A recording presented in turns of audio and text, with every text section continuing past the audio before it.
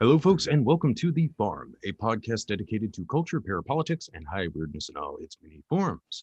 This is your host, Recluse, aka Steven Snyder, the longtime curator of the Bicep blog and author of the recently released Special Relationship, Trump Epstein, and the Secret History of the Anglo-American Establishment. If you like what you hear here today, be sure to check me out at bicepu.blogspot.com. That's BISUPVIEW.blogspot.com. And procure a copy of the book and my other works at the Farm's official store, which is the farmpodcast.store. That is the Farm Podcast, all one word, .store. And please consider signing up for the Farm's Patreon. You get 2 additional full-length shows per month. That's between 3 and 4 hours of bonus material with exclusive guests and content. All right. It's Inauguration Day, guys. So that means it's a State of the Union show. With me are the usual cast of characters and one hopefully becoming tertiary character. But first, for the regulars, we've got Billy Ray Valentine from the Infinite Fringe. Billy, thank you so much for dropping by tonight. Man, thank you for having me, Cluse. It is always an honor and a pleasure to be here with you today. And it's over, ladies and gentlemen. All right. Also present is John Brisson of We've Read the Documents. John, thank you so much for dropping by. It's always a pleasure. Of course, it's always, thank you for having me back on the Farm Recluse. I'm glad to be here. I'm glad to be here also with present company. And I don't know, Billy, I don't know if it's over. I'm still hearing some things. It still may happen, right? I mean, Bernie Sanders still might eventually become the Democratic nominee for president. Yeah, right. You know, and maybe his reanimated corpse will. Exactly. Right. Also joining us tonight is Mark from Housatonic Lodge. Mark, thank you so much for making your second appearance on the farm, man. Hey, it's great to be here. This is definitely a last minute thing. And happy Inauguration Day. And to follow it up with what John said, I heard a rumor, or that I haven't confirmed it myself, that President Biden, I guess, took the oath 10 minutes earlier than is typical, and this might mean that he's an illegitimate president. So we have to cling to the next 4 years. Oh God. To the possibility that any moment the brain swap that happened. I think it was Trump Jr. Had his brain swapped in with Kamala Harris, and she'll become president. Or I can't even keep track of it anymore. It shouldn't be funny. It's actually really upsetting. But it is very funny. Oh, seeing that on Twitter, playing the trust, Mark. But yes, I did see that. I'm actually want to know if it's worth my time to go back in time exactly when Trump, accepted, the presidency at his inauguration and took the oath. I wonder if it was exactly at noon. Maybe I should go back and spend the time. But yeah, you know what? The second best tweet I saw today was it said that the worst part is that now not only are the nationalists going to get all rounded up and put into FEMA camps, but they're going to be put in the same camps as the QAnon supporters who are going to tell them to trust the plan for the next 10 years. Yeah, seems about right. Hey, I saw those military people turning their backs to Biden as the motorcade went by. If you really watch the video, it's because they're looking out for threats. But trust the plan. No. Thanks for having me on, around. Right. They turned their backs on Joe Biden because they are actually the white hats. And if you look closely, all the flags had ruffles, yellow ruffles throughout, because that means it's maritime law. And that's the way. Go French. Go French. That's the way Joe Biden is operating things nowadays. Donald Trump never did that shit. So, it's another thing to look out for. Absolutely. The yellow fringe is also like a way of subtly incorporating gay pride into the U.S. flag. Yes, who knows? Absolutely.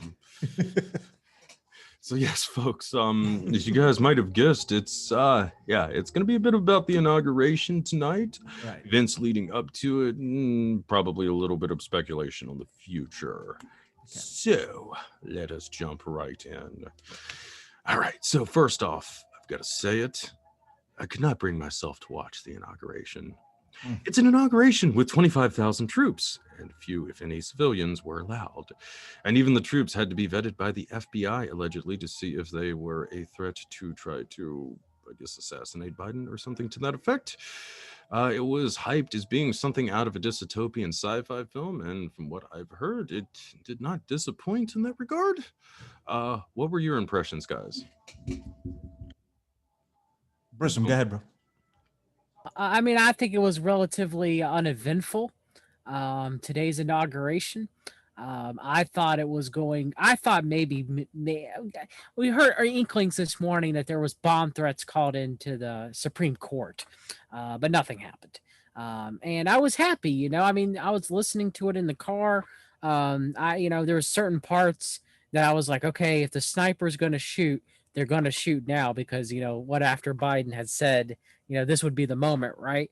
But thank God nothing happened, because if something would have happened, I mean, for one, we would know at that point it had to be some sort of operation because of how locked down the United States Capitol was, Washington, D.C., and how many National Guard troops were there, and how, come on, like really, like it would have been ludicrous if it was some QAnon patriot that did it, right? But it's just I'm glad nothing happened. It is kind of horrifying to see that many military guardsmen there surrounding the Capitol at one location. I mean, it was more than what's in Afghanistan and Iraq. I mean, is it a glimpse to things to come, gentlemen? Is this what this is? Is this I don't know. I think it would have been bad for the country. It would have been one of the darkest days in the country if something would have happened to Joe Biden and he was assassinated. Again, thank God that didn't happen.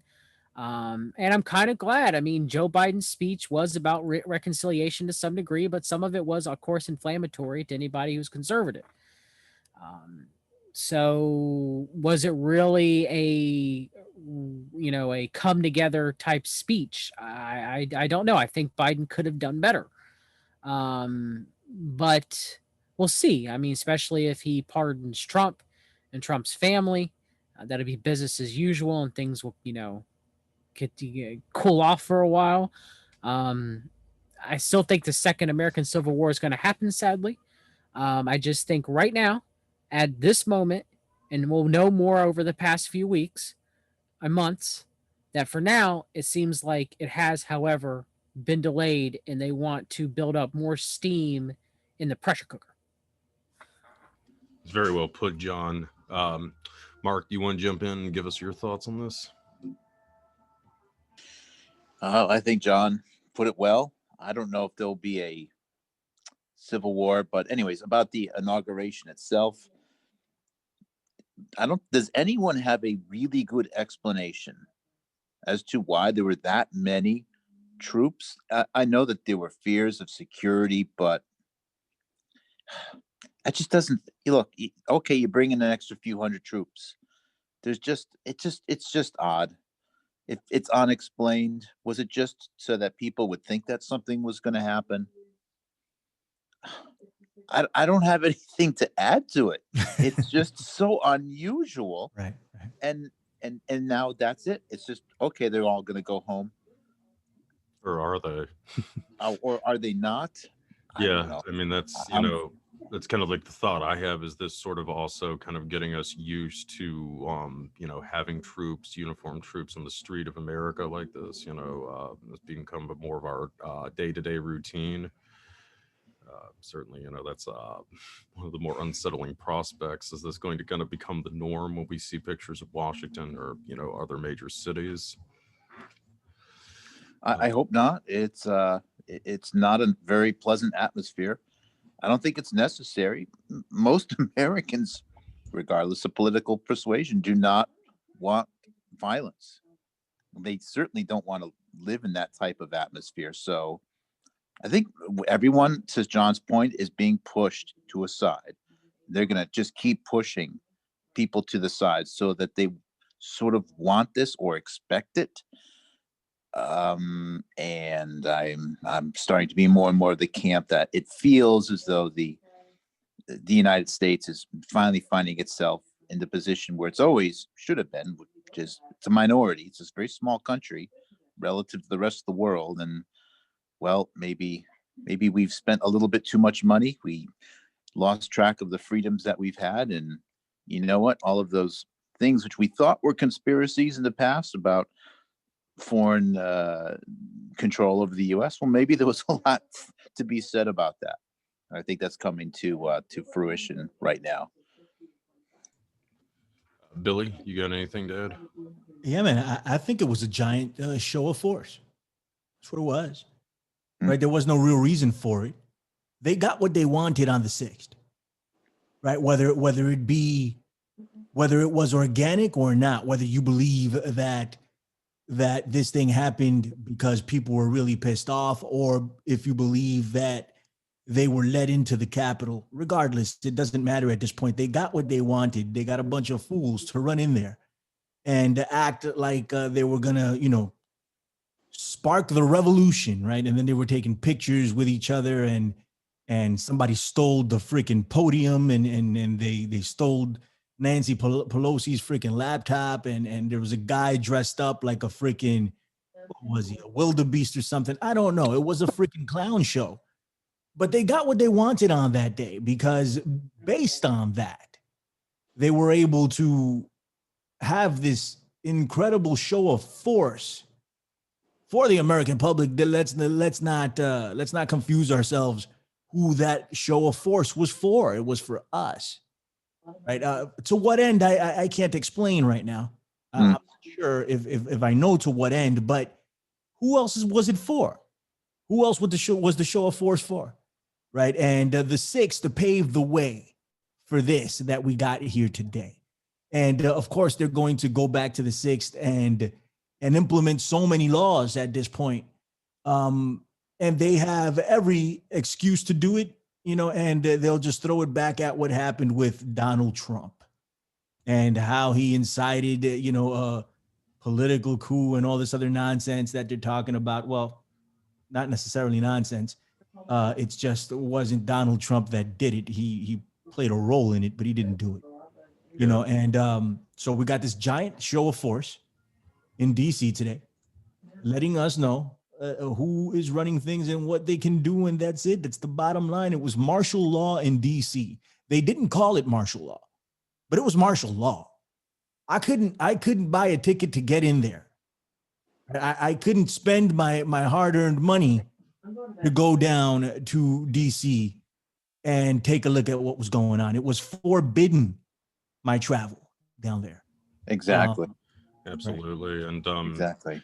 I mean, that's just the whole thing, basically we're seeing, what they did officially call it a green zone. I mean, we're seeing a green zone being enacted in a major, US city. I mean, it's a terrible precedent. I don't care what anybody says. Billy and I were in there in DC the weekend after the events on the 6th. And I mean, you could already see the troops moving in. Right. Staying in the hotel with us, they had kind of stuff stashed in the basement and what have you. Like I said, you hate to think that this is going to be the new norm, but I think it probably is. The 6th was a trap.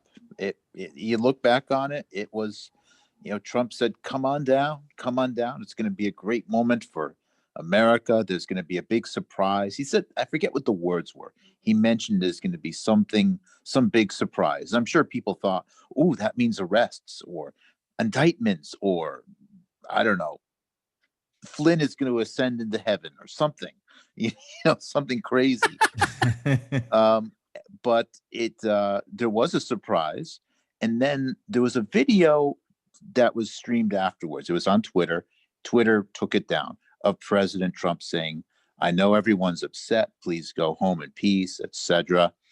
And if you look at that closely, it feels as though that was a pre-recorded video. And you really have to just step back and just take it all in, like, wow, that whole thing was a setup to get people upset. I suspect that some of the people at the forefront, the guy who was dressed up as the wildebeest, the QAnon shaman, There's Yeah. a few people who were operatives, right? But those operatives would be ineffective if it was just like 15 people. Right. You get 15 people with several thousand people who are genuinely upset and don't feel as though anyone in government has heard them. And I have to admit, I was actually a little bit tickled. Like, well, gee, I can't remember the last time I saw a citizen next to an elected official in Congress. Can you? Like just a car mechanic, just say, oh, talking to some senator or representative. It just feels unheard of. The government's so detached. I can't blame people for being upset, but you got to be respectful. It's still our shared government property. You certainly don't want to hurt anyone. So they just sort of spice it up a little bit. And now this is what we have. And you had someone who got killed as a result of it. 5 people, bro. Right. Yeah. As a result of it. Does this mean you have to change all of the laws of the country for it? Well, look, I would say no, because if you look at all the other things which are ignored on a daily basis, I would say no. We're looking at around about 140 opioid or overdoses a day, which never gets mentioned. Never gets mentioned ever, ever, ever, ever, ever. And I'm just continue to be outraged about that. One of the only reasons why I'm even talking to you guys right now, I've met your acquaintance, got into this line of research or whatever. It was just the things which government doesn't say. And after the Trump administration, there was a hope that something would change. Nothing changed. It's just as bad as it was before. In fact, those were the worst 4 years ever for American health. Yeah. Maybe it was already at that's full steam, but it is what it is. It was the worst 4 years ever for American health. Yeah. I mean, especially living here in West Virginia, you really see the effects of that like firsthand. But anyway, let's go back to the days leading up to the transfer of power for a minute here. So first off, what about Alex Jones? He tried to claim he wasn't at the protest, riot, coup, whatever you want to call it. But now reports are coming out that he was, and the media is not going after him, which is really odd because they usually go after him for anything, as they should. But, John, or anybody, can you guys shed some light on this strange turn of events? John, go ahead, bro. You've been following it. You go first, Billy. You go first. No. You go first because I haven't been following it like you have. So just go ahead. Well, I don't. You say something first, Mark. I got to think about this for a minute. I'm sorry. I don't watch a lot of Alex Jones. He, not a huge fan. Obviously, I've watched some shows. I know who he is. I've unsuccessfully tried some of the supplements before. I would never do that again. That's just my own personal experience. But anyways,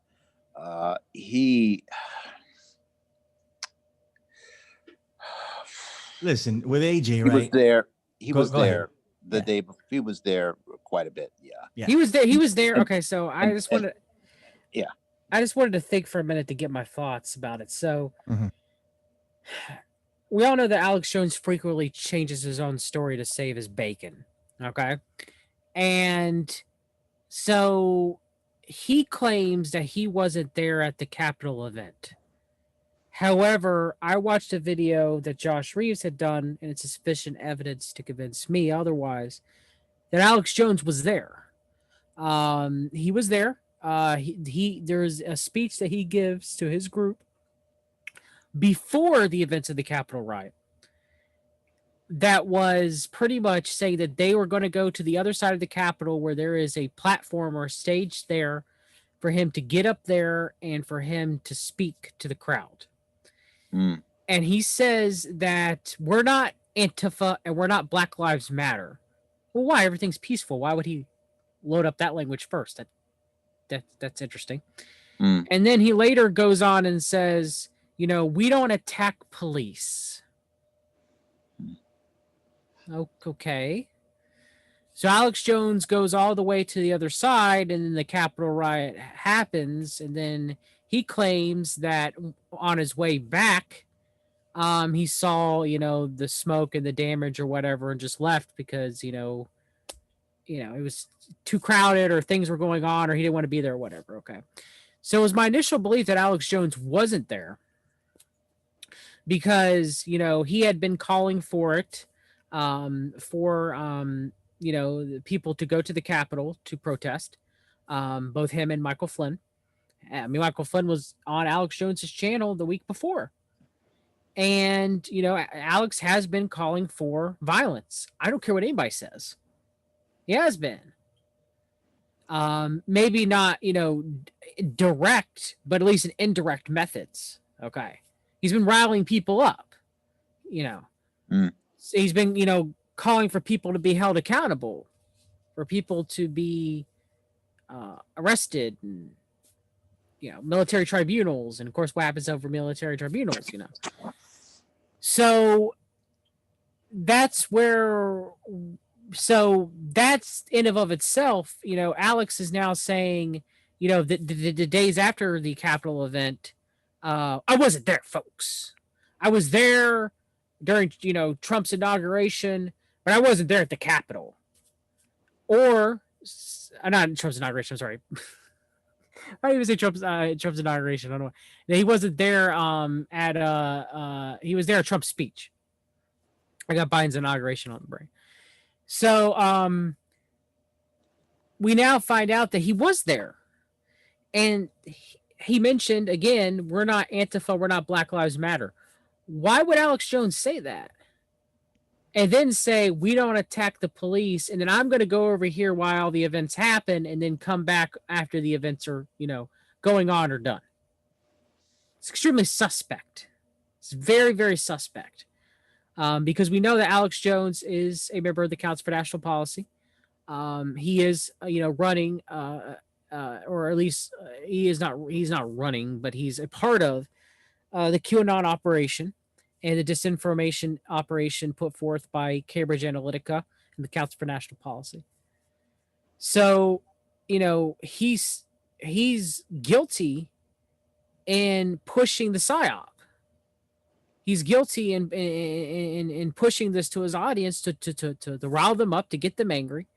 And he knows what he's doing. I don't think that Alex Jones is a scapegoat for this. I just don't. I don't think that he just doesn't know any better. It's possible, but I don't think it's probable. I think he does know what he's doing. Some people may argue about that with me. Well, in fairness to AJ, I mean, John. I do think he does a lot of coke, so it could be a possibility that he's too strung out on drugs to totally be aware of the full implications of his actions. That's true. I mean, but then again, he did a mention in the Randy Hook deposition that he's an actor. So, well, John, do you think that the trust in Alex Jones is being shaken a little bit over the last, as a result of the Biden becoming president and the crushing of hopeful. I would like to think it would be the crushing of the QAnon movement. Do you think that the Infowars is going to lose some of their following? I don't think they'll lose very few people because people, I mean, maybe some. I mean, I used to like Alex Jones, but I don't anymore. And many people here probably did. And we don't count, right? There's a lot of the people listening right now don't count if we stopped listening to Infowars for a while. There's a new breed of people that support Infowars, and these are the people that subscribed to Donald Trump from 2016 to 2020, and these are the people that were QAnon types and stuff like that are fairly new to quote unquote conspiracy or alternative media and all that other stuff. This is new to them, right? We're the old school here, and that's why we can see through some of this stuff. But the people that this is new to them, I think they'll continue to follow this because the narrative now is they've stolen the election. And most people believe that. So while the plan led nowhere, right? And QAnon's been nonsense for 4 years, and we can prove this out now.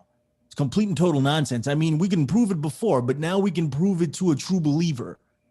At least we would think we can. But the new hook is that they've stolen the election. And the people are invested in that emotionally. And they want to believe that the election was stolen. They don't want to believe that their guy lost the election. And Donald Trump has done everything in his power to push that narrative, but so has Alex Jones, right? And unfortunately, I used to love AJ. That's no secret. But as of the last 3 or 4 months, I mean, it's been a lot longer than that AJ's been incredibly suspect. But the last 3 or 4 months were just, I mean, over the top crazy. When he has Steve Puchinik on just talking complete and total nonsense, you know, for 2 hours, just nonsense. Provable nonsense, like next week provable nonsense. He'll say it now. Next week it's like, yeah, that wasn't right. But he comes back on and does it again, and nobody seems to give a damn. Then Michael Flynn, and then he posted all types of stories about the Biden laptop as if it was good to go. I remember one of the headlines, and I called John, and I told him, I was like, hey, John, what the hell is this? Like, how can Alex be this reckless? I don't know him to be this reckless. How can, and maybe he had been from the beginning and I was just blinded. But regardless, I'm looking at it and he had a headline up there that Donald Trump had evidence, hardcore slam dunk evidence of child pornography on Hunter Biden's laptop. And he had it in his possession. And it was a wrap. He was going to drop it, and it was over. This was front page news on Infowars. And it never materialized into anything. Nothing. If Trump had this in his hand, why didn't he drop it if he really wanted to be the president of the United States? Why didn't he just drop it and say, hey, look at what's going on here? But that wasn't a thing. What's up? Not even just wanting to be president. If you ever come upon evidence like that, regardless of the situation, and if there's a child's welfare is at risk, right? That's right. Election, and you don't say, "Hey, let's wait till Monday for a big drop." Exactly. Like, no, you take it to the authorities immediately, and they figure out what to do from there. Right. Was it real or not? Whatever. I don't understand this. Well, we have pictures of horrible things happening to kids. Let's wait till next week for a big drop. Like, well, I guess you don't really care, or you don't think it's serious, or you don't think it's real, or you don't have it. Those are all bad things. Right. Or you're lying. You don't have it to begin with. These are all terrible things. Right. The only right answer is, oh my goodness, I found something terrible. I'm going to go to the authorities and see what needs to be done or what they think needs to do. That's the only answer. That's the only answer. Unless Trump is, just playing 3D chess again, in which case, he realized that he wouldn't be able to overcome his enemies by openly being the president. So he needed Hunter Biden's laptop so that he could blackmail Joe Biden and then allow Biden to become the president while Trump was effectively controlling him so that he could finish the work in the shadow. Trust the plan. Okay, Q-bots, I just gave you a golden egg there. I mean, I expect to see that repeated on Twitter, in mass in the coming weeks. Anyway, so any thoughts, guys, on the flurry of presidential pardons that Trump issued during his last day or so in office? I wasn't expecting Bannon. I really wasn't. I changed a little bit when I saw that Trump met with Bannon in the last days, and I was like, maybe. But I still wasn't thinking Bannon. And then he pardons Bannon. And I'm like, well, hopefully the Southern District of New York comes after him for state crimes, because pardon don't get you out of state crimes. At least I think so.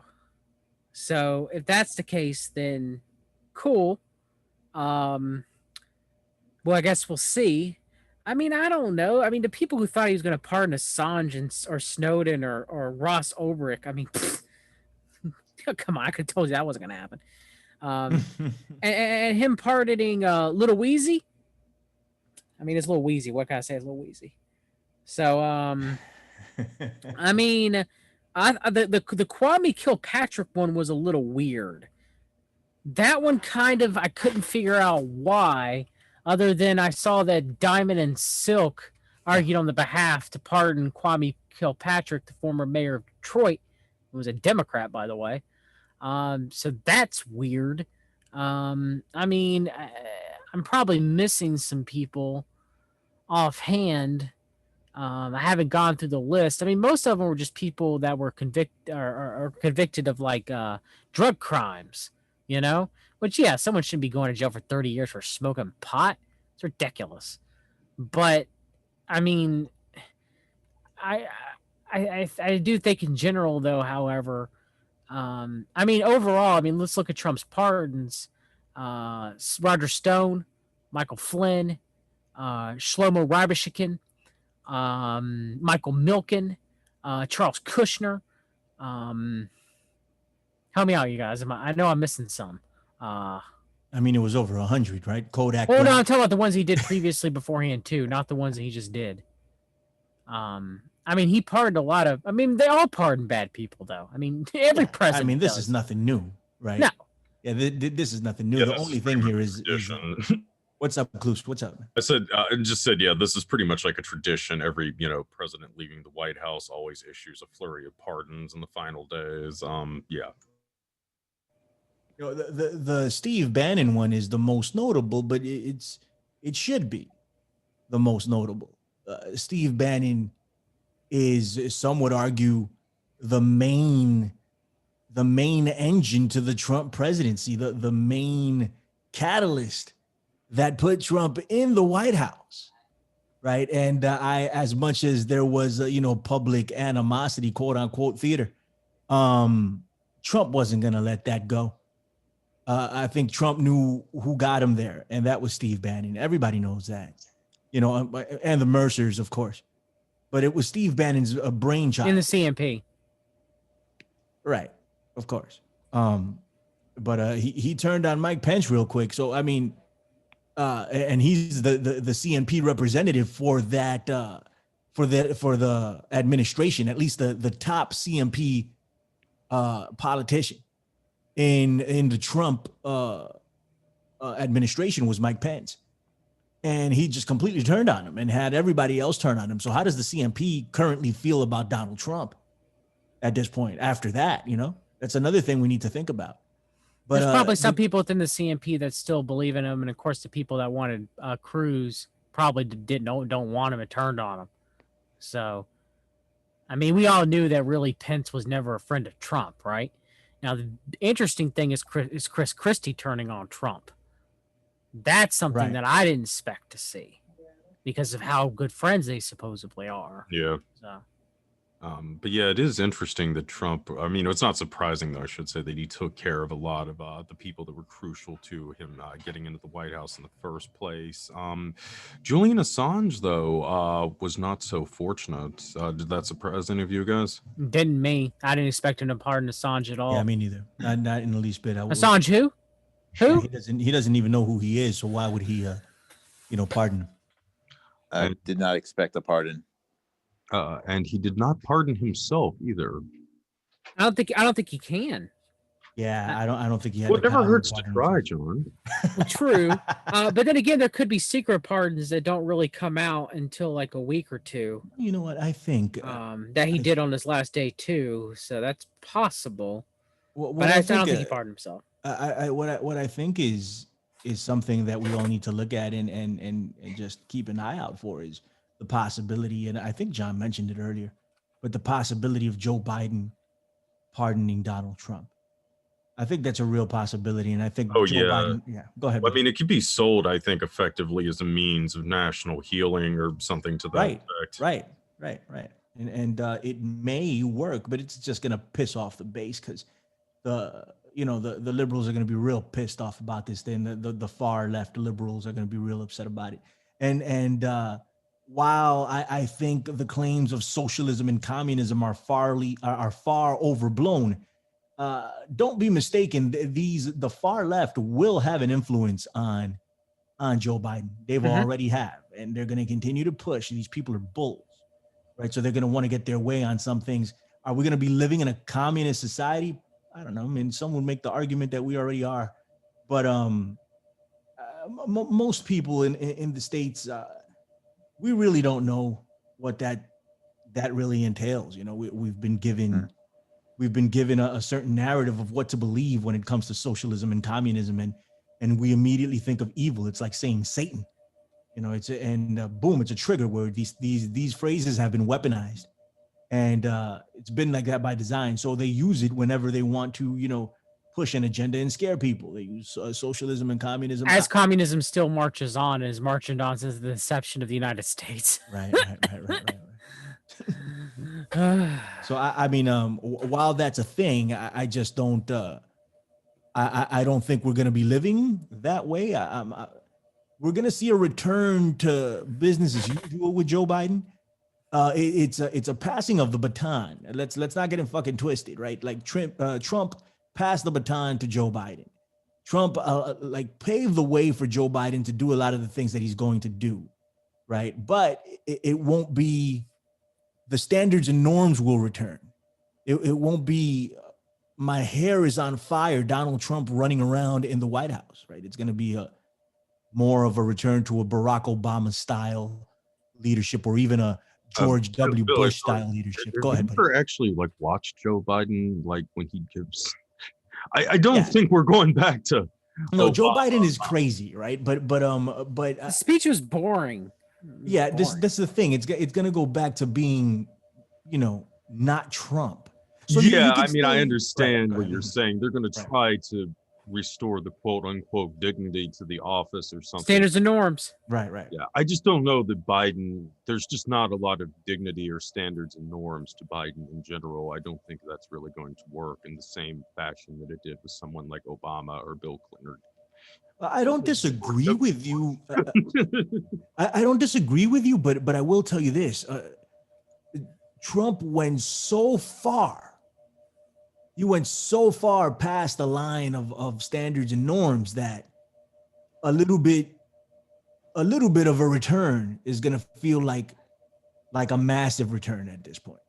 Yeah, no, I know what you're saying. I mean, but that's kind of, in general, though, the interesting thing about the Trump administration is it sort of was so far outside the boundaries that, I mean, yeah, in general now, a lot of people are willing to accept things that I think that, you know, 4 or 5 years ago, they wouldn't have, like having 20 right in the Capitol. So, but anyway, so Stanley McChrystal, he came out and compared the rioters to Al Qaeda.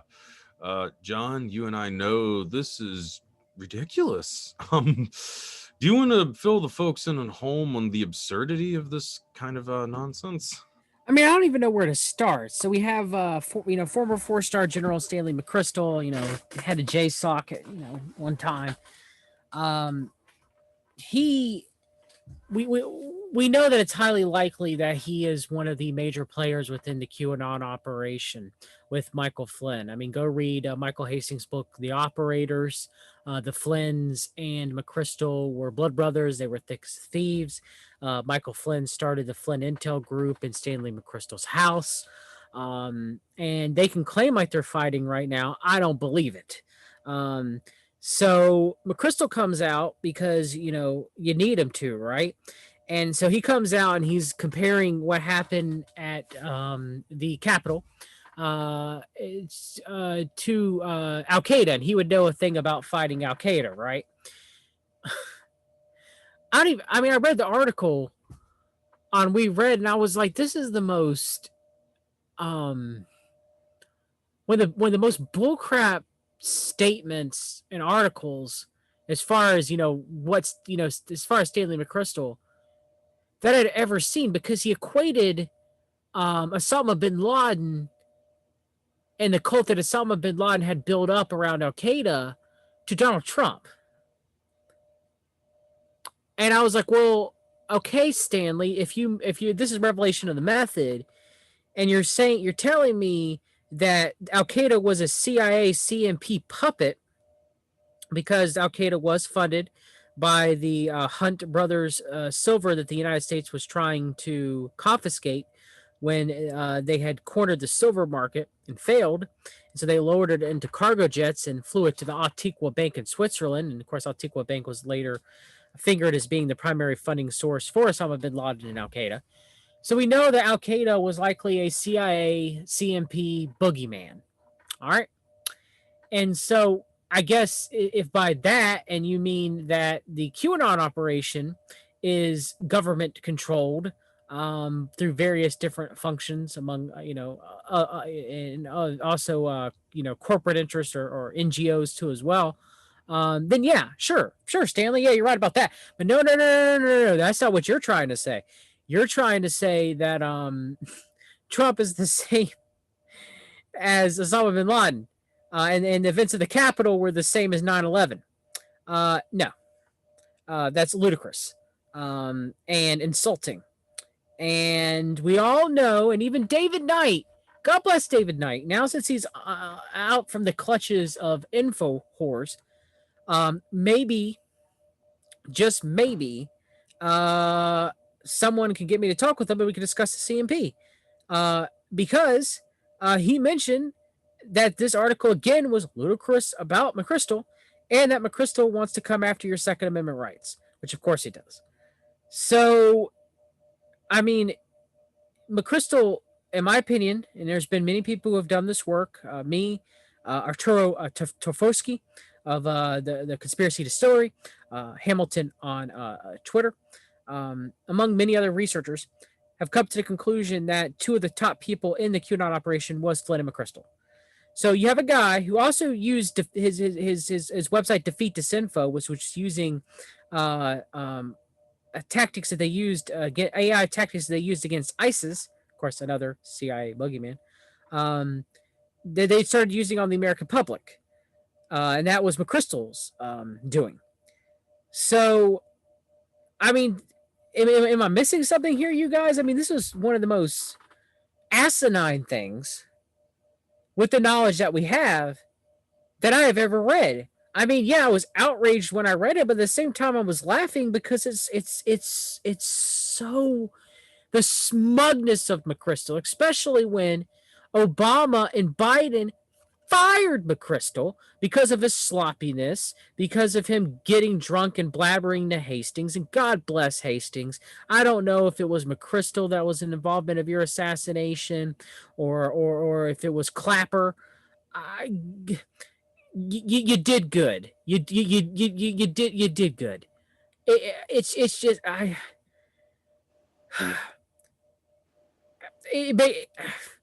these people cannot get away with this. They can't get away with the QAnon operation. They're now running left QAnon. Left QAnon's ramping up. I don't. It just makes me so. You guys say something. I got nothing else to say. I'm just so frustrated. Yeah, I mean, it's it's just really unbelievable to see this. And I mean, I take it too that he never once addressed the fact that his former intelligence chief had effectively endorsed QAnon, and certainly his former intelligence chief's son did really come out and endorse QAnon. Oh no, never, ever, never going to mention anything about the Flynns and their endorsement of QAnon. No. McChrystal doesn't even exit his mouth. But then again, I guess what I was trying to finish is now McChrystal magically supports Biden, a guy who he hated. Go read The Operators. It's obvious that McChrystal blamed and hated Obama and Biden. It's obvious. So, What do you guys say about this, Billy, Mark? Well, I don't subscribe to the idea of comparing Osama bin Laden to Donald Trump, mainly because Al Qaeda isn't even a fucking thing, and Osama bin Laden never really had a base like that. He never. I mean, I remember there was some footage that the BBC had accumulated. I think they did a documentary of sorts. I'm not 100% sure, but Osama bin Laden was painted. It was pretty much like a casting call for people that wanted to be fighters on behalf of Osama bin Laden. They weren't real. They were actors. They were hired for the day, and they were told to hold on for just a second, guys. They were told to carry guns and act like they were down with Al Qaeda, and they were under the leadership and tutelage of Osama bin Laden. That was never a freaking thing. With Trump, you can kind of argue otherwise. There was a cult. There is a cult. You call it whatever you want. You can hate on me if you want. There's a cult of Trump that was ready and willing to accept anything this man did. Right? We saw it. This is the reason why they freaking stormed the Capitol. But bottom line is that calling these people that stormed the Capitol or just comparing them to Al Qaeda is, we're domestic terrorists now, right? Ultimately, that's where this is coming from. And all of this has just given these people more bullets to shoot. They already had bullets. Let's not get it mistaken. They already had bullets to shoot at us with this. We just gave them more bullets to shoot at us and call us domestic terrorists. And we'll see this down the road. We may not be able. I mean, I think I'm overstepping here by saying this, but I mean, is there a scenario later on that we don't get to visit the Capitol anymore? We don't get to go in because they're afraid of what's going to happen.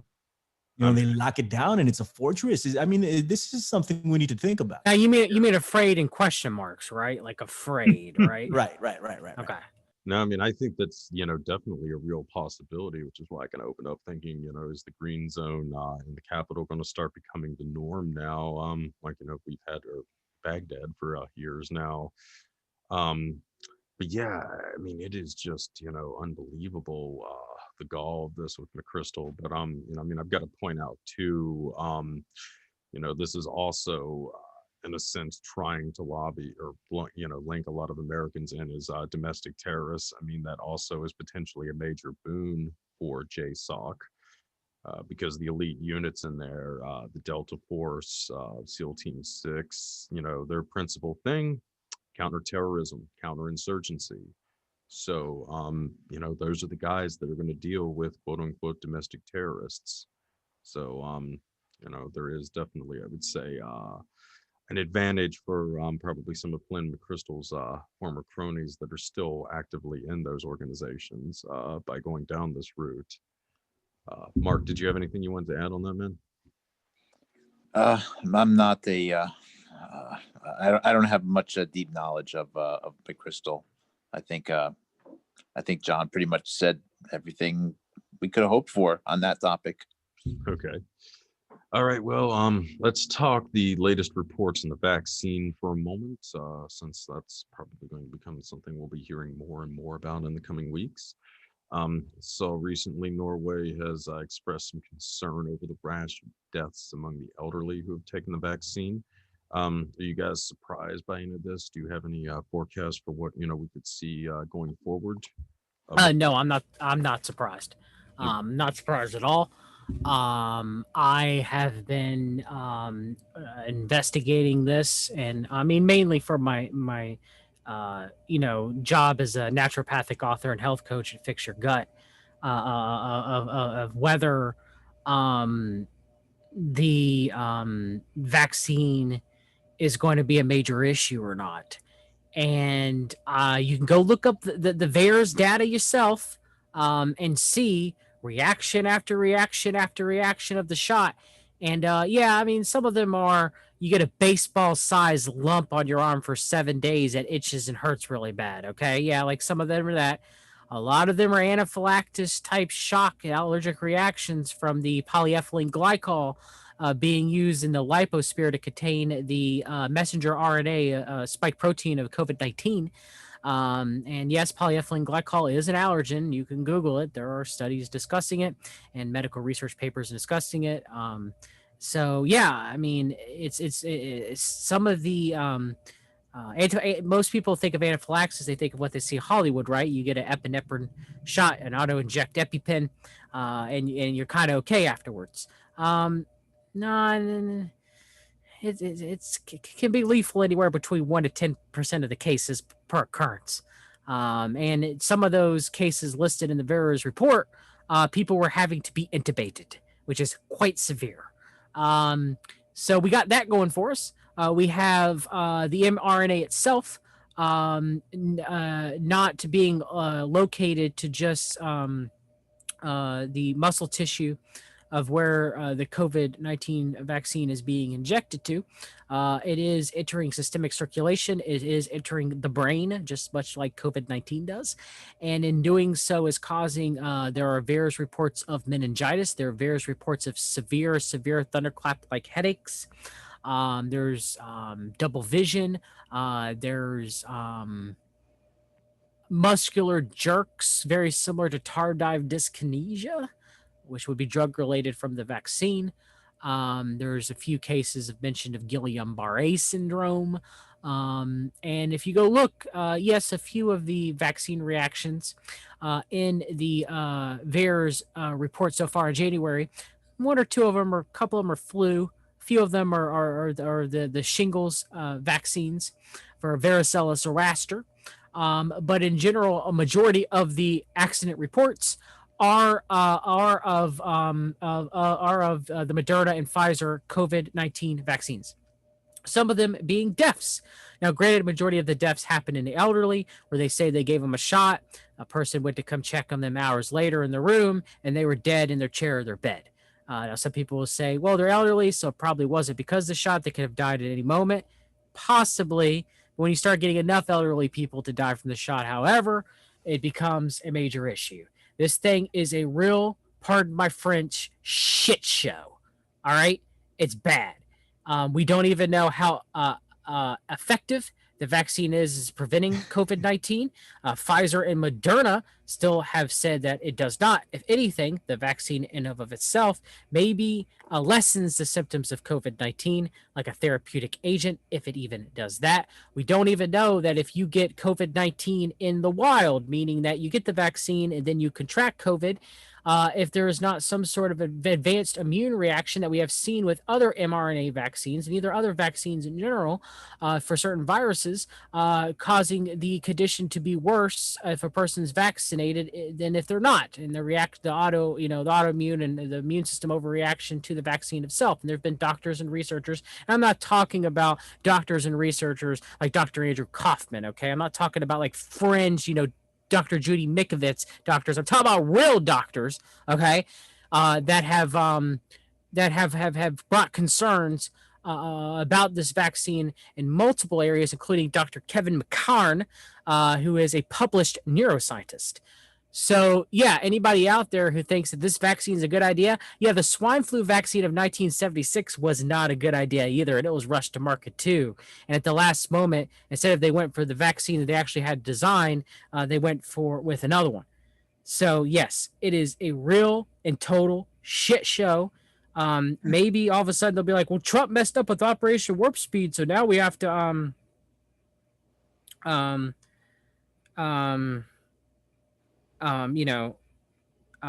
so I'm angry about this. I'm frustrated. People are lining up to get it. I know people call me an anti-vaxxer. Fine, call me an anti-vaxxer. For this, I'll die on this hill because this is bad medicine. It's bad and rushed medicine. And Trump is sitting up there saying it was a gift from God. It's a miracle. And he did it faster than any other vaccine could ever be produced under his administration. Okay? It's ridiculous. And all it does is line Big Pharma up with a whole bunch of money that they won't be held accountable for these adverse reactions because the vaccine companies cannot be sued. However, the trials and courts are done by the United States government, and it comes out of our own taxpayer money. We're funding this. We're funding this debacle. Sorry, guys. It just really upsets me. I mean, it's totally understandable, man. But yeah, it looks like that this is just ramping up for a total disaster. And I mean, they're going to try to administer the vaccine even faster under Biden, even when there's already reports coming out of some, serious health issues, especially for the elderly. It just, yeah, I mean, it seems like that this is going to just be an utter disaster in the coming months. Mark, Billy, do you guys have anything you want to add to this? On one of my on one of my shows, I put forward a thought experiment to the audience, and I gave them two choices. A lot of it's often said that the big motivation to push these vaccines is profit and money. I think we can all safely agree that's a factor. Yes. But I said, okay, so here's the thought experiment. Here's the two options. One is the United States government creates, borrows, prints, let's pick a number, $5 trillion, okay, and just gives it to the vaccine companies and say, look, you don't even need to make a vaccine. Just go away. That's it. 5 trillion, go away. Or we'll give you a couple trillion. You can vaccinate everyone, 2-4 times a year, experimental stuff. You're not on the hook, et cetera, et cetera, et cetera. Which one do you think the vaccine companies would ultimately choose or be made to choose? And it's not the one where they can just get trillions of dollars and walk away. There's something going on here in the world, in our nation, amongst scientists. I don't know what it is, where there is just this diabolical obsession with vaccinating people. It's very odd. It's very uncomfortable. I'm not anti-vax. I'm definitely very skeptical of any medicine that is not tested for at least one generation to understand what the impact is on our bodies. Unfortunately, in this case, we have a lab augmented virus. There's trillions of viruses in the world, is like that, that are just part of our ecosystem. We are much more meshed with our surrounding environment than anyone can possibly fathom. And you know what? Those connections don't make us sick. But we've been weaponizing this stuff. We've been augmenting it. And this is a very odd, unusual virus that can do things, as John said, not so good stuff. And it's not the morbidity. It's not the number of people who die. It's the long-term symptoms, the long haulers. So have we actually got ourselves into this horrible situation where we need to take where a dangerous vaccine is actually warranted to fight against something else which is unknown? Many big questions, but the vaccine, this obsession with vaccinating people, it's just very scary. And it does not feel like it's all about the money. It seems like there's much more at play than just that. And the other part is, look, we're messing with stuff and if we want to mess with things to understand the world better, well, that's fine. I'm an engineer, I get it, but we have to be realistic about the risks, the costs, the potential for that research to be misused, etc. Again, you're going to get a lot of pushback. Anyone who wants to go down that route, and it's unfortunate because it is what it is. Billy, man, you made a valid point there, right? It's not for the money. They already have all the freaking money in the world. So I mean, we can continue making that argument, but I don't know how many legs it has to stand on at this point, right? And it is scary to think, I mean, there is an obsession with vaccinating people, and we can go back to the SV40 simian virus and how that was laced into the polio vaccine, right? And they talk about how that may in some way be responsible for some of the cancer epidemic that's going around. I mean, we all know that there's more to it, right? The food that we eat and the technology that's around us and all this other stuff that promotes that. But, you know, it's something to look at, right? If there was a monkey virus in that vaccine, right, and that was given to tons and tons of people, what are the reactions, right? It sucks to have to think about it that way, but what else is there left at this point, right? All the money that these companies can make has been made, right? I mean, they'll continue to make more, I guess, but I mean, how much money is, you know, I mean, I can't even begin to fathom. I can't even begin to think, you know, what this, like what it is, because my mind just doesn't work that way. You know, I'm not anti-vax. You know, at one point I might have been. I'm not anti-vax, but I am pro-choice. And what I mean by that is I'm pro-choice for vaccines. Do you want to take them or do you not want to take them? It's about sovereignty of your body. It's about ownership. Then what the fuck do we own if we don't own our own bodies at this point? And when we have to give ourselves over to a medical tyranny, and I will call it that right now, because we're not going to have much of a choice here. You know, I mean, we will have a choice, but that's like saying, you know, how do you want to die? Do you want this gun or do you want me to slit your freaking wrist? You pick. Here's your choice, right? So we'll have some sort of choice, but our lives will be altered in a big way if we don't take the vaccine. At least this is the way it's looking. Anything is subject to change at this point. But what the hell are we going to do? And why can't we say no? Why can't we say no? I don't want to have that on my body, and I should be able to go see my grandmother in California, or I should be able to travel to the UK without having to take this thing. But it's that's not the way they're headed. So that's what's scary about the whole deal. And the fact that they just came up with this thing is another thing, right? It's what, 8-9 months, boom, you know, warp speed. Here you go. I mean, there are, I think it was, and John, correct me if I'm wrong, but the first SARS virus or whatever, they still haven't found a vaccine for that.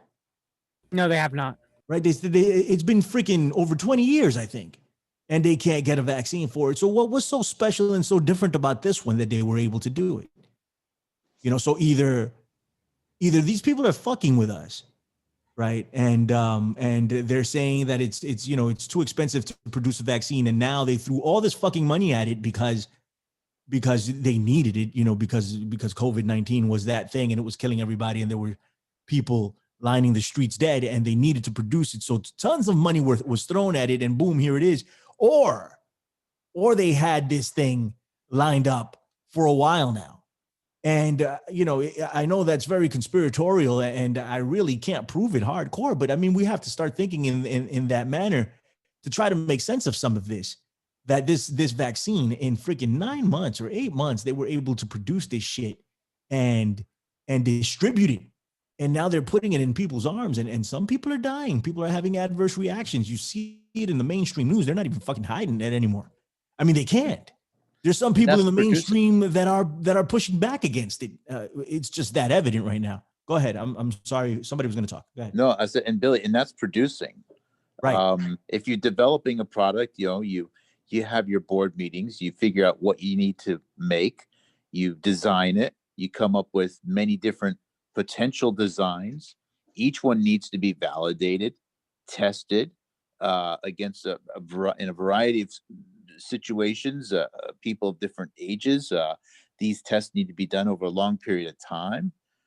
You then need to weigh all of the risks. Then you need to figure out how to manufacture it, and that includes packaging, legal, shipping, storage. Right. This does not happen in 9 months. Oh, man. You know, it takes Apple like a year to like add a feature to iTunes. You know, think about it. This I've been in big tech. I'm familiar with the timelines of design to manufacture to quality control to to getting to new support lines in order. There's a lot involved. And you use the word conspiratorial. I sound conspiratorial too. It does not. It's just not possible.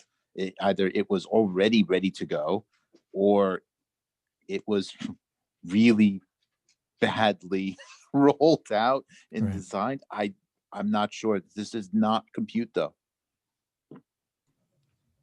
It's just, yeah, I mean, it's unbelievable. I mean, how all of this is being handled. And yeah, I mean, it's, I'm definitely not anti-vaccine either, but there's just so much about all of this that, you've got to step back and wonder. And, certainly already with the vaccine only being administered to the public and for what, about a month or something, a little over a month and a half, something like that. I mean, we're already seeing a lot of issues coming up with it. Well, recluse, look at it this way. I'm not anti-plane, but I do not want to be on the third test flight of the new Boeing plane. Right. Well, I mean, that's what I always kind of tell everybody too, in day-to-day life with, people who don't really sit around having a lot of these kind of thoughts like we do, or discussions like we're having now. They ask me, what about taking the vaccine? I always got to say that too. I don't want to be in the first in line to take this thing. It's, maybe to give it another example, it's kind of like when they do the new version of Windows. You don't want to be the first person who gets Windows 10 or 12 or whatever, because it's going to be bugged for the first 6 months, a year, or whatever. You just stand back, let other people deal with the issues, and wait until it's all sorted out, or maybe just not get it all together. But yeah, you don't want to be first in line for this. It's going to be problematic, and it just looks like this is already going to be an utter disaster in the coming months. But on other topics along those lines, so Biden is in office today, and he has already begun the process of issuing a flurry of executive orders to quote unquote reverse the legacy of Trump or some such shit. What are your guys' thoughts on this? Well, I'll just go first on this one. I've looked at the 15 items. Most of them are immigration related, which is fine, but it is, Biden was elected to be the United States president for United States citizens. And of course, you do need to address immigration issues with that, but it is a disproportionate focus on issues which are not for current U.S. citizens, which have plenty of problems to deal with. It feels as though the issues that he chose and the propaganda that was pushed into it, it feels as though it is being done in a way to agitate as many people as possible, and only agitate as part of the oncoming or potentially oncoming civil war. So you just the Paris Climate Accord. I don't even know how much of an impact that's really going to make. But boy, when Trump pulled out of it, that made a lot of people angry. And now Biden's going back in, and it's making the other group just as angry. Yeah. And I bet ask any 20. You know what? I'm concerned in general about those types of accords. I could not tell you specifically 10 things about that accord, and most people can't. Yet they're willing to die on the Hill fighting over it, one way or the other. So it's, and then one of the other 15 was transgenders in the military. Okay, you know what? Life's hard enough being a straight guy. I don't wish any additional challenges in any other people. But why in God's name is that one of the top 15 things of your initiative? It is, no offense to people who have identity challenges, a fringe issue. And it seems as though this is just being done to make people angry, to trigger people. Do you guys? What are you guys' thoughts on that? Am I way off track? I was kind of just say right here is, I mean, to me it's odd because it really seems to mirror exactly what Trump did when he got in office. Essentially, he did the same thing. He issued all of these inflammatory executive orders that caused a lot of outrage, a lot of chaos, and it seems like Biden's effectively mimicking the same strategy, more or less. Good point. It's really fascinating. And Well, likewise, when Trump, issued the thing about the transgender disability, I felt the same way in the opposite side. I'm like, okay, well, it's, is this really, you have all of these horrible issues impacting millions of people. Why? Yeah. I mean, You really, especially with all this is at the top of the stack of concerns right now. And again, I don't mean to offend anyone, but really, this is the top thing. Yeah, I Just mean, it something wrong clearly there. seems that basically it was just, done on the basis of like what are the, the biggest hot button topics that are going to, really, I mean, inflame Trump's supporters. Well, immigration, we know that's one, and the same is true of the left. I mean, Trump knew that when he got into office, I mean, going on immigration was going to piss off a lot of people on the left as well with the policies he was going to enact. The whole thing, like you're saying, with transgenderism in the military, anything related to climate change, again, that's another hot button topic for so many people. So yeah, I mean, it essentially seems that effectively, instead of picking issues that are really relevant in the immediate future of the country, I mean, especially in terms of economic impact of Exactly. COVID and what have you, we're basically just selecting topics that we know are going to piss off the most people and be as divisive for the country as possible. Bingo. Yeah, let me go through some. That's the key word right there, man. Let me jump in real quick. Yeah, John, go ahead. and then No. Well, before you jump in, I was actually going to read some of them real quick. If you might want to comment on them, or do you want to go, Billy? No, go ahead, brother. Go ahead. Okay. So some of the executive orders are Jeffrey D. Zients is going to be the coordinator of Biden's COVID-19 response and counselor to the president. And just briefly looking over him, his one of his main last jobs was he was on the Facebook board of directors. So that's gonna, I'm not saying Zients are a guy at all, but again, that's gonna upset some people. And then the national mask mandate, which is going to fall to a legal challenge, obviously. I mean, it's going to happen. So Biden has required social distancing, wearing a mask on all federal property and by all federal employees, and starting 100-day masking challenges for all Americans. And you have Biden reinstating ties with the World Health Organization. Now, granted, when Trump, broke the ties, he gave the money to Gavi, which Gavi, the Vaccine Alliance is, Bill and Melinda Gates, so directly giving it to them. But that's going to make some people angry who, on the right. And I'm no fan of the World Health Organization. It's like I'm no fan of Gavi, So you have that. You have Biden bolstering DACA, which Trump was going to do that. I mean, Kushner was going to make an amnesty bill if Trump's second term was going to happen. So there's really no difference there. And then we have Biden ending Trump's Muslim ban. Again, Trump comes in, does the Muslim ban. That outraged the progressives. Now he takes it away. That's going to outrage the conservative. Biden halted construction on the border wall, which that's going to enrage conservatives. Rejoining the Paris Climate Accords, revoking the permit for the Keystone XL pipeline. So gas prices aren't going up. So that's going to make, rise tensions too as well, because these are stressful economic times. Biden's ending Trump's 1776 commission, which Trump's 1776 commission was ludicrous. Anyway, it's full of CMPers.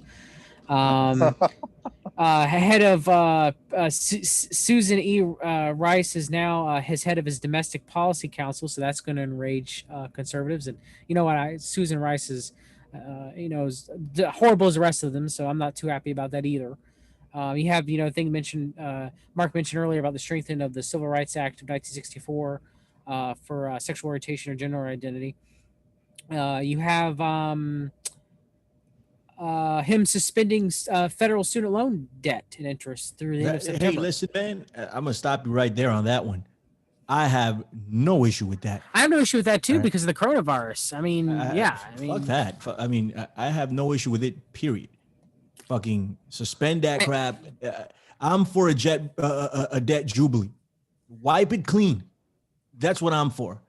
I know people will disagree with me, but I feel very strongly about that. Well, that's going to come at a cost. And then we don't want to borrow any. too much And money. no, mine, me and my wife, significant other, we don't have any student loans. So, but I do think it's something that needs to be done.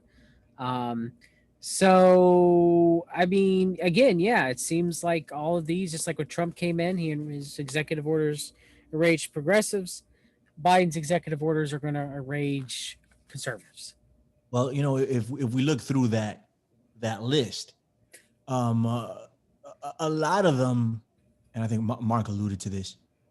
A lot of this stuff is identity politics, right? It's meant to divide along those lines. There are divisive issues as it is: the Muslim ban, DACA, the stupid wall, all of that stuff. It's divisive. People have thoughts about it. Nobody is really in the center.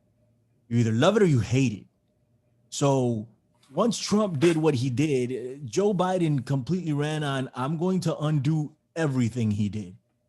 So, and then, in 4 to 8 years, I think it's going to be 8. I think the Democrats are going to run 8 years on this based on what Trump has done. If we get a Patriot Party, it might be 12, but go ahead. Yeah, I don't disagree with you. Agreed. But it's not. It's then at some point we'll get tired of it or the work. That's the way this thing freaking works. That's the way this system works.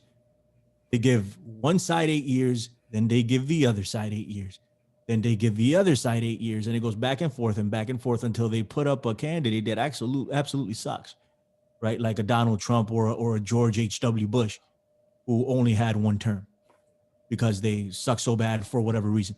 And somebody way more charismatic, or Joe Biden isn't way more charismatic, but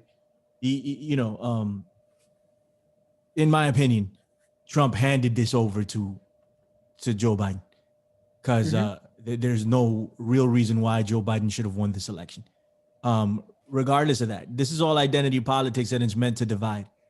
And that's why this is back. And it's going to further solidify the divide.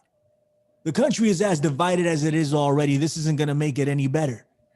It's like it's inflammatory. It's all, this is not going to make it any better. And it's only going to further push us apart. And the QAnon, Alex Jones, pro-Trump sector is only going to be fueled even more. General Mattis came out and said once Biden had quote unquote won the election, General Mattis came out and said that they should abandon America first. That slogan, that they shouldn't. Now, just think of the optics of that. When you're telling Americans abandon America first, like, I know there's a lot that goes into that, but just on the surface here, you're telling Americans to abandon themselves pretty much. We're not first. We're going to sacrifice for everybody else, and then we're looking at what's going on here, and clearly we need help. Right. So this is where the divide starts to settle in with people that are struggling here. And then they hear their elected representatives say something like that, and that's only like the tip of the iceberg, but it's solidifying the divide is what they're doing here. Just continue to solidify the divide however they can, and that's the name of the game. If we come together, it's a wrap, right? Everybody freaking knows that. Well, maybe not. But anybody that's running things on the top, they know if the people come together collectively. We come together, that's it. The whole thing is over. So they keep us divided. And they're doing a hell of a job at it. Oh, yeah. I mean, especially now with the left-wing QAnon ramping up as well. Left QAnon. Shouts to left QAnon. What's going on? Yeah. We will take you apart as well. So it's going to be amazing. We're equal opportunity head choppers here. So the left will get theirs as well. That's getting violent now after the Capitol, but you might want to rephrase that, Billy. You know what I mean, figuratively. I know. All right, guys, let's go look into the future here a little bit. So, John, any idea on what the CMP's play is going to be going forward? Doing the same things they do during a Democratic presidency, whine and bitch to their base that the Democrats are the only evil in the world, and try to prop up, I'm guessing, well, it depends. you have two choices. One, you have the Patriot Party with Donald Trump, which, oh God, if that happens, the Republicans are never gonna have a chance at the presidency ever again. It's going to become a one-party mono state with the Democrats forever. Not, I mean, I trust me, I understand that both parties. I'm not saying that, but I mean, just you're literally going to have a one-party system at that point. They can't even hide it. Then the wheels have come off the train. The emperor's not wearing any clothes. But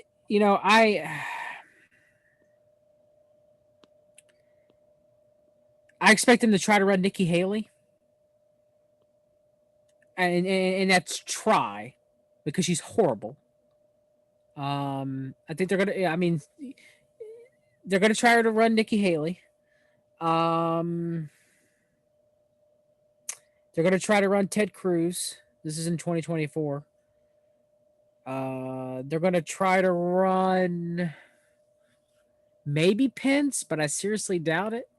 They're gonna maybe try to run Josh Hawley if he can wiggle himself out of the Capitol stuff. And I don't think they're gonna win. No, they're not gonna win. If those are their choices, it's a wrap. Like I don't see anyone else. I know. There is no one else. Oh, not Pompeo. No. Pompeo's not winning either. No, there's no way. But I can see why you say that. He's trying to set himself up. But he is, but there's no. It's not gonna win. It all depends. If we get the Patriot Party, Biden or Kamala, if Biden dies from old age or illness, Kamala will be, or Biden will be, there'll be a two-term presidency, at least. Because if Biden does a full term and then dies and Kamala's president, then she can run again. It'll be 12 years. That'll be fun. The Patriot Party is one of the worst things that can happen to this union, because then you're going to have a three-way split ticket, but not in the way that we always imagined of some third-party candidate the elites allowing it. But it's always been trading places, right, Billy Ray Valentine? It's always been trading places. But I mean, that's kind of why I think the Pompeo ideal makes a lot of sense, because I mean, he's still, I think, enough of an establishment Republican that he could appease like the the quote unquote Lincoln Republicans or whatever. But conversely, I mean, he was loyal to the end, to the orange one. I think he could pull the base, Trump's base in as well. Nah, the base hates him, man. Lee Stranahan's already saying that Pompeo was the one who stabbed him in the back. The base hates Pompeo now. No point taken on that.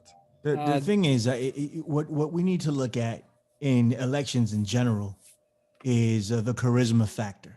This is if we believe that elections are legit and the people are actually picking the president, right? It's the charisma factor of the whole deal. And Mike Pompeo does not have any charisma. Donald Trump is one of the most charismatic men on the planet. And this is why he was able to pull off what he was able to pull off. Yep. I don't see anyone in the Republican Party even beginning to match. And this includes his kids, right? None of his kids, not Ivanka, not any of them, are going to be able to run a successful presidential bid. And let me tell you something else.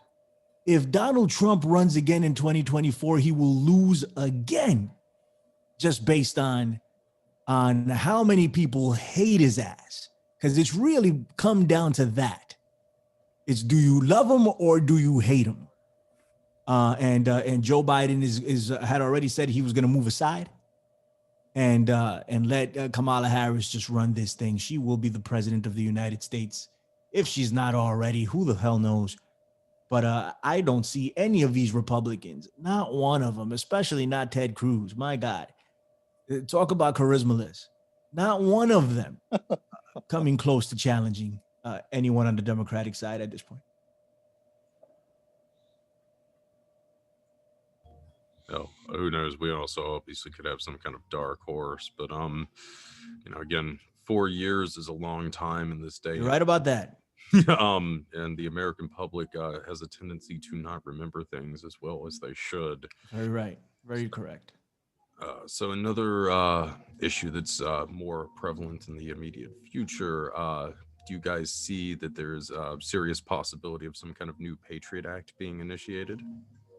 I mean, they're going to try, but I don't think it's going to be Patriot Act 2. I mean, remember Biden and Tom Daschle came together for the omnibus terrorism bill after the Oklahoma City bombings in 1995, and that failed. So then they had to do kind of like a revision of the writ of habeas corpus and terrorism. So they had to do like a smaller bill. So I don't. I mean, you already have AOC and the squad for whatever that's worth because the squad failed and Nancy Pelosi is still the just the leader of the Speaker of the House. So I mean, they've already countersignaled that they won't vote for a Patriot Act 2. All right, at least AOC has. So I'm thinking that they're going to scare the crap out of conservatives and truthers by being like, okay, we got to cut down on domestic terrorism, white nationalists primarily. We're going to call out white nationalism. That was, and far right extremism. It's the main cause of what happened at the Capitol. So because of that, we got to put in some measures to monitor people and see what they're doing on social media and everything. I think that's what they're going to try to go with, but I don't think that's going to succeed. It could, and if it does, God help us all, we're all screwed. All right. Anybody who's spoken out against the government, I mean, if anybody who's progressive, my progressive brothers and sisters out there, if you think this is a good thing because you really honestly believe that there was no shenanigans done at the Capitol, all right, that there wasn't a psychological operation, being played in a lot of ways, and it was a mixture of true believers, opportunists, and operatives. You think that everybody was there was a radicalized MAGA hat wearing person or a Q-tard? I'm sorry, that's not the case. All right, so this will affect us all. It's like the Patriot Act will affect us all. Remember that all the conservatives that were fine with the Patriot Act because I'm not doing anything wrong. It's them darn terrorists that are doing something wrong. So I'm okay with the Patriot Act because I'm a patriot. If anybody's listening that's progressive, don't fall for this bull crap that was played on the conservatives. You guys are supposed to be quote unquote smarter and more intelligent, and more more involved in academia. Don't fall for this. All right, just don't. It's stupid. The more they take your rights away, you ain't getting them back. Patriot Act still is here to this day. And if you don't think it's going to affect you when the other shoe's on the foot, when a conservative comes back into power, you're mistaken. So no one should support this bullcrap if it happens. I don't think it will. I think they'll present some bill. It may make it as high as the Senate, and then they'll be like, "Oh, we can't come to a conclusion." And then there'll be just like there was with the changes of the habeas corpus in the 1996 bill. It'll be a bipartisan bill, like the last one required Bob Dole, CMP Bob Dole, to back it, so they could ram it through in 1996. That's what happened in this case. You'll have a stripped bill, but will still fuck us in the end, and it'll be a bipartisan relationship, and it'll be passed, and it won't be quite as bad as the Patriot Act, but it'll be bad enough. I hope I'm wrong. I hope nothing happens. If they get a complete Patriot Act against people, or like bill passed against homegrown domestic terrorism, I mean, they already spy on us anyway. All this is just formality, right? But am I wrong, you guys? Am I wrong here to be worried about this? No, you're not wrong to be worried. I agree with what you said. You're not wrong to be worried. Matter of fact, just to build on what you've just said there, John. This Patriot Act 2 or Patriot Act 2020 or whatever, 2021, there's actually an opportunity for people who are smart, for people who can put aside their differences, to actually bring a lot of people together on this. I'm planning for at the very least reach the Senate, just like you said. I'm going to try to do my best to be at the forefront of this, at least with respect to tech companies, because I think this is a great opportunity to build bridges, even if it doesn't pass. And I do not want to miss that. But there's going to be a lot of saber rattling. I'm I, I've I'm willing to bet. I'm betting money right now, well, not literally, but figuratively, that the plan really is to divide the USA right now. And there's many people who are conservative leaning or who are, white Christians or whatever, that are feeling a strong desire to move to Texas or Louisiana or Florida, because they feel as though at least they're not going to be put into the FEMA camps and persecuted there. A lot of people are very concerned. And at the same time, Hewlett Packard just announced they are moving their headquarters to Texas. Several very large tech companies have announced they're moving to Texas. Yeah, they say it's because of the high taxes in California, and that's definitely a factor. But there is undoubtedly a large migration of the U.S. Tech leadership to the southern states. Goldman Sachs is moving its headquarters to Florida. Hello. So I think this is going to happen, and that's, I think, the real push behind this. But and then there's individuals like myself. I still don't know if I'm conservative, progressive. I don't know, but I'm definitely a New Englander, and the New England and the conservatives that you're going to find in northern states of New England, they're not going to be moving south. It's very different. We're not about party boats and suntans and prosperity Bibles. It's a very different type of old U.S. conservatism, if that's what it is, or Yankeeism, or frugality, whatever. But I think this Patriot Act it's meant to achieve an agenda, and the agenda, I think, is more division, and the division is some of it's going to be geopolitical and encouraging the U.S. to divide allegiances between Atlantic and Pacific, or China and Israel, Britain, Israel, whatever you want to call it, as opposed to remain a united nation.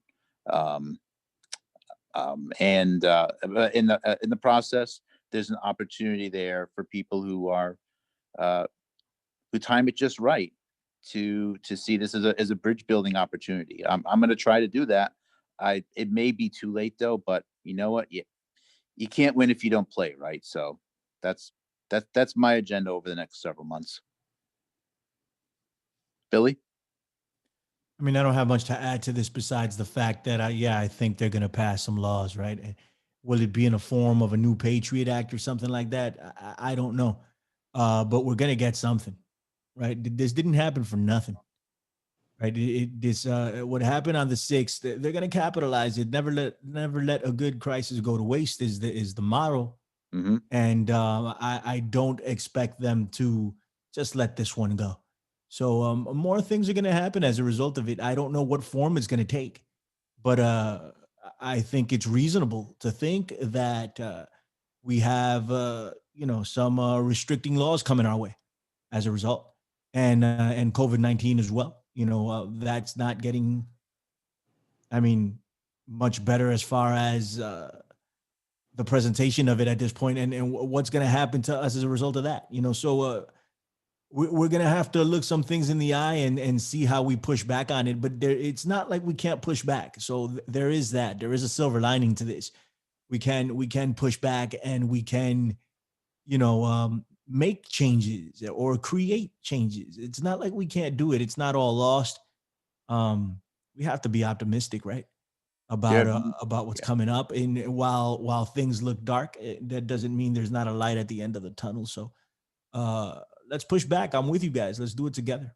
There's never been as many people, and it's not enough, but as many people who are aware that the left right thing that is, as a lot of it's an illusion, and everyone's getting played. There's that group of people has grown substantially. We need to keep it growing. Right. All right. So to wrap up here, yeah, I mean, to me, today was, especially unsettling because in some ways, effectively, it's kind of openly acknowledging that the U.S. Is almost under a military dictatorship, or potentially is already.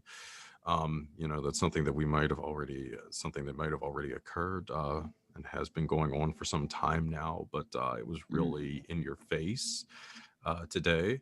Right. And to me, one of the more disturbing aspects of this is it's in a lot of ways sort of fulfilling the. It's not a concept that Chris Knowles, I think, ever specifically or phrase they ever specifically used, but I think certainly it's something that he's hinted at before, and it's kind of the fascist version of Star Trek. Sorry, Chris, if I'm putting words into your mouth with that. But anyway, yeah, it's a kind of version of fascism that appeals to conventional liberals, or maybe I should say more correctly, a kind of military dictatorship. In the whole Star Trek universe, you have the Federation, and then you have Starfleet, which oversees everything. Starfleet, in theory, is an agency that is geared towards exploration, but it also has a monopoly on the means of making war, which pretty much leaves anybody under the Federation powerless to do much against Starfleet. So yeah, it's an interesting thing because Starfleet is idealized by many liberals, even though it is effectively a military dictatorship, but it is a liberal military dictatorship, one that upholds liberal values. And it kind of seems like that's almost what you're kind of seeing with Biden in the early days. You have these executive orders to push a lot of progressive policies, and I agree with quite a few of these, especially in terms of immigration reform and what have you. I'm totally for that. But on the flip side of the coin, it is really a lot of ways the closed fist and the velvet glove, and the closed fist was very thinly hidden today. So, guys, what do you guys think?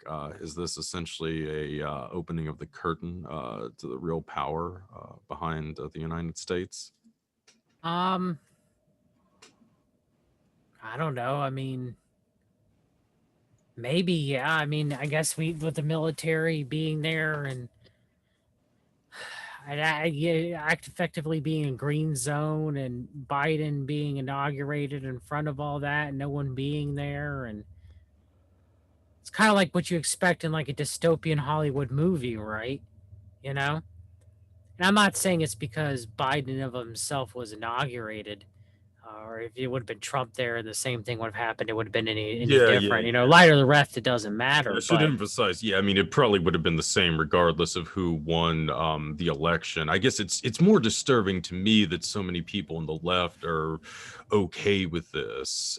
Because, I mean, again, if it was the right, you kind of expect them to support this kind of thing. I mean, they're big military people, but, you expect maybe a little bit more. Oh, the left hasn't been anti-war in years. Yeah, well, I mean, no, I know what you're saying. I mean, yes. I mean, yes, the left hasn't been anti-war, anti-CIA, anti-corporation, or really anything that you would associate the left to traditionally be opposed to for a while now. Trust the science and the institutions, huh? I mean, that's what we get with Biden, right? Truth and transparency with Biden. I mean, this is where we're at. It's out in front of, open in front of everybody, and because people are so stuck with their ideologies, they don't care. The left is celebrating because Big Daddy Don is out of the presidency, and now a Big Papa Biden will sit him down and make everything better. And I mean, you see it on Twitter. I mean, there's only a few OG people left, like the people here that realize that it doesn't really matter who's in office. It's the puppeteers behind them, and we're few and far between, you guys. I mean, we used to be gaining people, but because of the QAnon operation and because of the Obama administration and Trump administration, because of everything that's been going on in the past 12 years, we've lost a lot of people. I don't know if we're going to get them back. I mean, how many progressive truthers are out there who got so radicalized because of Trump that they're welcoming Biden. Just like how many, QAnon, radicalized people are expecting Trump's going to come around the corner and save them at any point in given time and put their faith in men. Both sides have put their faith in men. And because of that, there's a lot of hypocrisy. There's a lot of delusion. The grand delusion is thick as some of the worst fog in the Northeast. And I don't know what to say. I mean, even I was shocked. I mean, in a lot of ways, the left has become what they used to always complain about the right. And now they have no leg to stand on because Obama droned so many people in the Middle East, they just didn't care. They stopped caring. And so, Trump did the same, and Biden's going to do the same. And we might get a war in Syria out of it. Yeah. I mean, Anthony Blinken stood up as the new Secretary of State. It was like, yes, we were justified completely in the killing of Qasem Soleimani. There's no difference between Blinken and Pompeo. They're both corrupt as heck. I mean, yeah, Blinken might be a Council of Foreign Relations member. Pompeo might lean CNP, but they're both representation of the puppeteers behind them. Blinken comes out and says, Gaddafi, what happened in Libya? Hillary Clinton came and saw he died. There's a continuation of that. And the biggest thing that shocked me, of course, a lot of it's probably lip service, was Blinken said that the Biden administration, with him as Secretary of State, are going to be extraordinarily harsh against China. So this is what we're getting, you guys. The boys are back in town. And since the boys are back in town, we're going to get war. Well, I mean, it never really stopped, though. Oh, it never did. You're right. Yeah, but we're going to get... But yeah, I mean, I know what you're saying. It's going to be ramped up. I mean, and again, I mean, it needs to be emphasized. I mean, Reagan was a peace-loving beatnik compared to Obama. I mean, that's just the sad truth. I mean, he got his ass chewed out for Grenada. Obama, started multiple or escalated at least multiple conflicts when he was in office. I mean, with Reagan, you did have a Iran-Contra affair and Latin American death squads, but I understand what you're saying. Yeah, well, I mean, you had the Fast and the... I mean, I understand what you're saying, but yeah, I still think ultimately, I mean, Obama really did things on a scale that Reagan just couldn't have done in that era. I mean... And Biden will too, right? Because the left's going to give him a fucking pass. Biden absolutely will too. It's just... It's sad, folks. I mean, we had Vietnam, and for, nearly a quarter of a century, it was actually, there was some real resistance to these overseas conflicts. I mean, you had the first Gulf War. We were only able to really keep the troops in there for about a year before the public started getting agitated. I mean, that was one of the factors with Bush 1 losing the re-election bid. You had some of the stuff with the Balkans under Clinton, but I mean, that was a minor military affair compared to what came in the 21st century.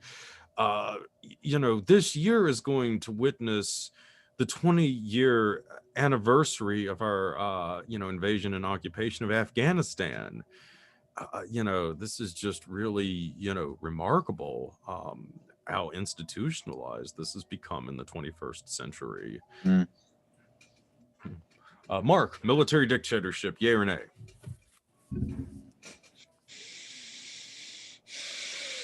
That's the question. Military dictatorship, yes or no? Well, I think I have to say yes. Military is in control. Military intelligence is in control. Been in control for a while. Is that why they flaunted the, whatever it was, 30, 40, 50,000 troops? I don't know, but yeah, they're in control. Patriots are in control, right? The White Hats and military, they're in control, right? The one thing about this election, and I think between all four of us, we'll have different opinions on who actually had more votes. My consistent position has been I actually don't know who got more votes, but, and this ties into this military dictatorship thing. You'll see where this goes. It feels as though the way the election was run, the way the data was leaked out, or the way people were teased, or people who were Trump supporters were teased and led on for day after day after day that something was going to happen. It feels as though it was orchestrated. It was pre-planned in such a way that people who were Trump supporters would be as let down in the biggest possible way, like to actually not only be crushed, but to actually then at the same time know that that their opposition knew that the data would be available, and that their opposition knew that nothing could have been done about it. It feels as though like they actually wanted it. I still actually don't know who won. I mean, as far if the votes were counted fairly and cleanly, whatever. That's not my point here, though. My point, though, is that it feels though things were orchestrated in such a way that there would be this shocking discrepancy, this data of all of these ballots being counted or not counted at certain times of night. The graphs were available, the visuals were there, and it would be blasted all over the the conservative media or the alt media, what have you. People would be upset. They would believe, look, here's the evidence. We have the evidence. We have the evidence. And it was done in such a way that the Trump supporters would actually realize that even though they had the evidence, nothing could be done about it. And talk about a disenfranchisement and a demoralizing thing. And I kind of felt that myself, like, wow, our votes really don't count. They really don't. It's not a matter of, well, maybe I don't know, your votes just don't count, and then that it seems to be orchestrated potentially with this huge show of military. So there's many American citizens right now that I believe are very lost, very confused, scared, and scarred. Of course, that would mostly be on the Trump side.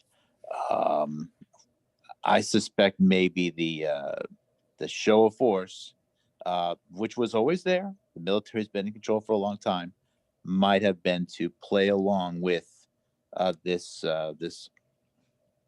whatever it is they wanted the so many American citizens to feel. And it's I was really depressed about it for several days. I've had friends like John here help me work through it, get my thoughts collected, and stop being a sorry ass.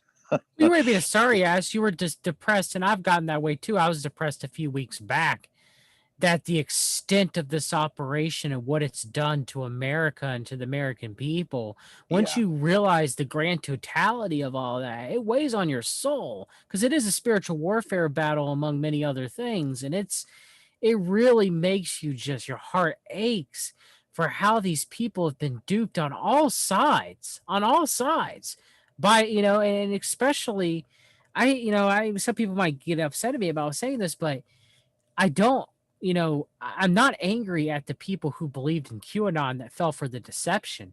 I'm angry at the people who fucking pushed this shit. Bingo. McChrystal, Flynn, Bannon, Robert David Steele, Jerome Corsi, Steve Pachinik, Alex Jones, Thomas Schoenberger. The list goes on and on of people that push this stuff. I'm angry at them. It's your fault. This is where all this came from. And these people ran a psychological operation on the American public. And how many people bought the hopium? How many people were honest Americans and patriots who just thought that they were doing what's best for their country? And look, I'm not glorifying what happened at the Capitol at all. And I'm also saying that some people forget too. However, I was listening to Biden's speech. He was talking about peace and everybody coming together. What happened in the Capitol is not the American way and everything. Well, this country was kind of started by revolution, kind of was. Not justifying what happened in the Capitol, but just to completely gloss that aspect I haven't seen anybody mention that yet. Violence is a part of this nation. I'm not justifying. I'm just saying you have to admit that. You can't just overlook that. So I mean, going forward, anybody who was duped by trusting the plan or trusting the system, reach out to us. We'll try to help you through it. I once voted for Trump, one of the biggest mistakes I've ever made. I'm going to look back on it as such that I ever trusted. But I didn't know about the CFP. I didn't know the stuff that I knew now. I should have. I didn't. A lot of it's hidden. And so, I don't, again, feel bad for the people that fell for this crap. I feel I guess as time goes on, if we're 3 years in an Biden administration and people are still trusting the plan, I might finally get mad at the Q people enough to finally be like, come on, enough's a fucking enough. But I'm way more angry at the people who ran this operation. How do you feel, Billy, or me and Mark offline here? No. As far as martial law goes, right? And are we living under a military dictatorship, right? We can make that argument for a while now, right? But I think what we need to look at, and I've said this several times throughout the course of this entire nonsense that we've been experiencing for the last 4 years, but especially at a higher fever pitch for the last 4 months. This is the result of military grade psychological warfare. This is why we are here. This is provable. It is not conspiracy theory. We can prove it. This is why we are here. It's a psychological operation being run on the American people, not just the American people, but the people of the world. And we are all susceptible to it. Yes. And the rules have changed. It's a military takeover of our brains. That's what it is now. Right? We talk about mind control. We talked about MK Ultra. We talked about, the television and the flicker rates and all of that, and we think we're going to have to sit in a dark room. And there is an element of that, right? That happened back in the day. That's not the way mind control works anymore. Right? Mind control works through social media. Mind control works through avenues like that, platforms where they can rope people in like 4chan and 8chan. Memes, mimetic insertion. Right. All of that. That's the way this stuff is working. And this is the new martial law. It's the martial law of your mind. They've colonized, they've abandoned freaking colonizing pieces of land. They're colonizing your mind. This is what it is now. That's it. That's what we have to deal with. That's the future. That's now. And once we realize this, then we can start moving forward. We have to realize that we have a problem before we can do something about the freaking problem. And the problem is we let them into our brains. We gave them everything. We gave them everything about us. We gave it to them free of charge. They know everything about us, and we know nothing about them. Cambridge Analytica had 5,000 data points on every American, supposedly. 5,000. That's crazy. And how did they get this stuff? We gave it to them. I mean, we didn't give it to them willingly, even though it may appear that way. But we still gave it to them nonetheless. So that is the new thing. That's what we need to look at, man. We are all under mind control. All of us. We're all in different degrees of it, probably. But we're all under mind control. As soon as we realize this, we'll be better off. That was well put, Billy, and that's a great note to leave things on. And I will simply add the title of the great Second Funkadelic album, Free Your Ass and Your Mind, or Free Your Mind and Your Ass Will Follow. And on that note, we shall wrap up now. To all of you out there, good night and good luck.